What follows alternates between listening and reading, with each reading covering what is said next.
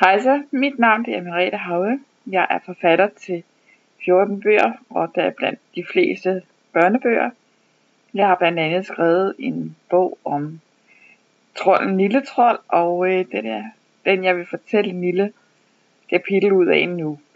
Og Lille Trold har været undervejs gennem flere gange. Den har været gul, den har været lyserød, og den er grøn på nuværende tidspunkt. Og den bliver da ikke lavet på andre måder. Lille Troldbogen kan man købe på Saxo, www.saxo.com, og man kan købe alle mine andre bøger også der, selvfølgelig under Merete Hauge. Og jeg vil sige det på den måde, at Lille Troldbogen, den er udviklet sig fra at være en lille bog, hvor jeg havde lavet illustrationer og malet, til en bog nu med 10 forskellige eventyr og en masse illustrationer, som så er det er meningen, at barnet selv skal male. Der er lagt bobler ind, sådan så at man kan svare på de indlagte spørgsmål. Der er for eksempel en boble her. Og så har man faktisk været med til at lave sin egen bog. Og det synes jeg jo er ufattelig spændende, fordi at så som barn, jamen når man så kommer tilbage om nogle år, så kan man se tilbage på, hvem var mine legekammerater, da jeg var 5 år, og hvem var mine legekammerater i skolen, og har jeg været syg, og alle de her ting.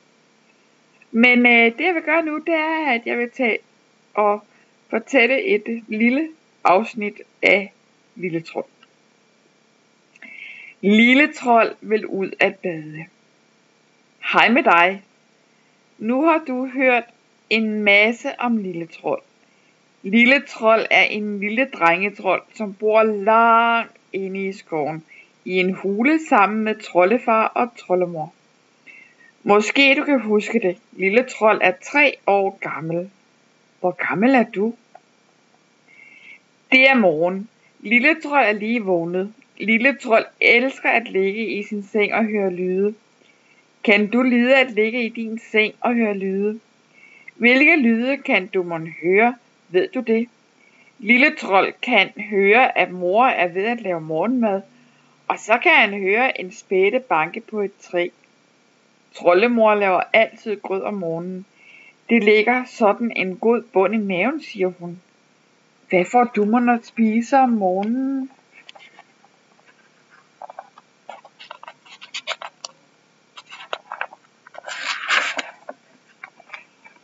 I dag er det varmt. Det er nemlig sommer. Lille Trold elsker, når det er sommer, for så kan han nemlig komme ud på skovsøen at bade. Godt prøve at se her. Her er skovsøen, og der kan man så se, at der ligger 3 håndklæder, og der er nogle forskellige blomster og en dejlig stor sol.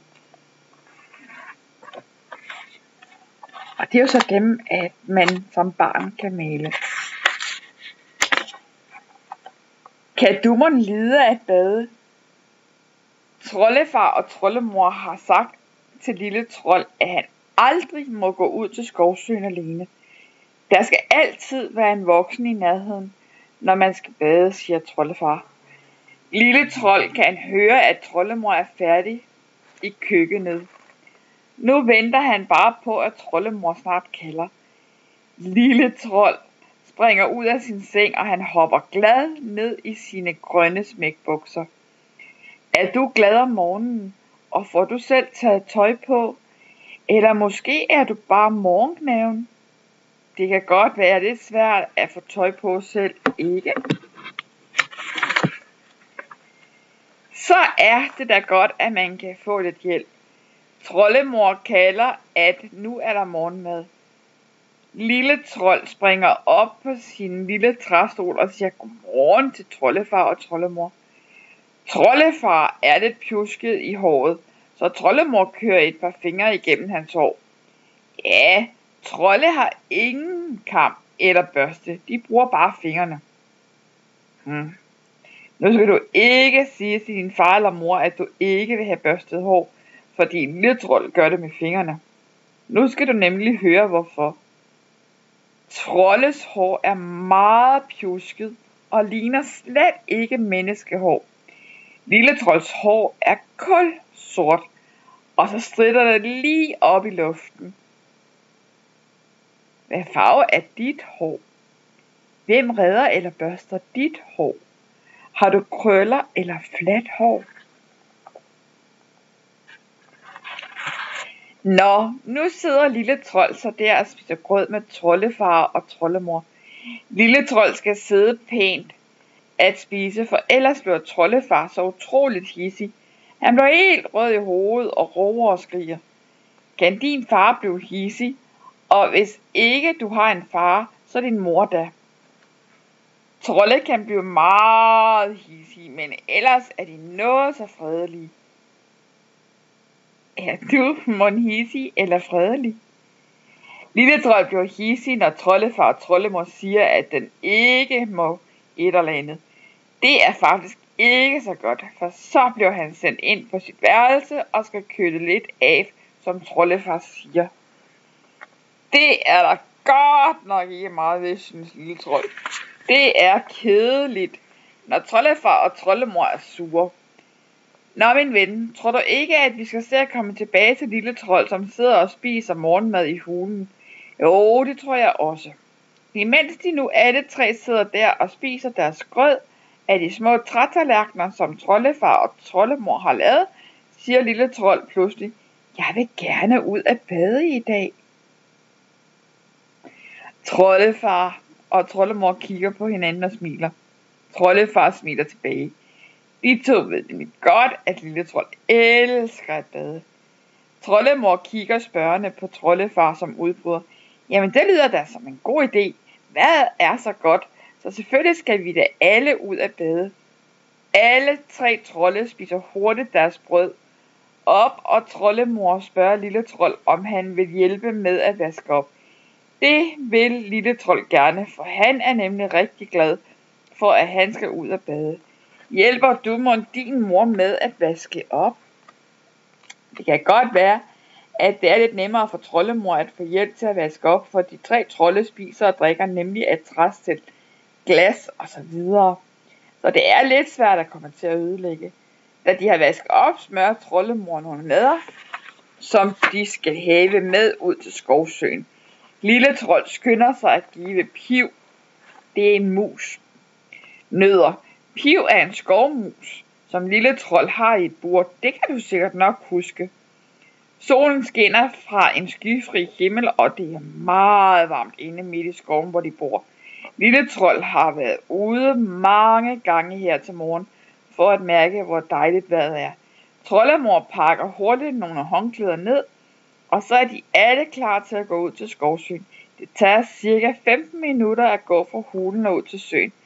Lille Trold går mellem Troldefar og Troldemor, eller det vil nok snarere sige, at den nærmest hopper afsted. Så kan I se. Så skal de være der. Og her er der nogle veje. Og solen den er der.